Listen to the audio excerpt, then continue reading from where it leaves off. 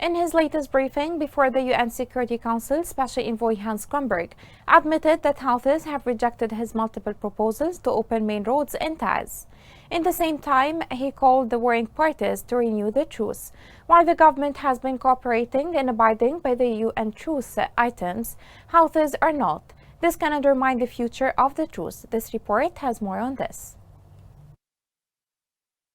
Around 2 weeks before the first extension of the precarious Yemen truce ends, pro-government circles are frustrated by failure to open the crossings between the contact lines and to lift the siege surrounding Taiz. Thus far, UN envoy Hans Grunberg has been unable to convince the Houthi militias to accept his proposal. While Yemen's presidential council faces popular pressures that may prevent it from agreeing to extend the truce for a second time after August 2nd, Grunberg expects European and American support for the extension, even if he does not reach an agreement with the Houthis to end the siege on Taiz. Grunberg's disappointment at the Houthis' rejection of his amended request to open crossings was not hidden. However, he feels that the existing truce, particularly the ceasefire, should not be ignored. He believes that the warring sides should initiate concurrent conversations on security and economic issues, as he emphasized in his last Security Council briefing. Several politicians expect that a renewed truce extension will be adopted, but they emphasize that the focus will be on removing the 7-year siege imposed on Taiz before discussing other issues. The Undersecretary of the Yemeni Ministry of Justice stated that the UN, the US, and the international community are not putting enough pressure on the Houthis to open the crossings and end the blockade.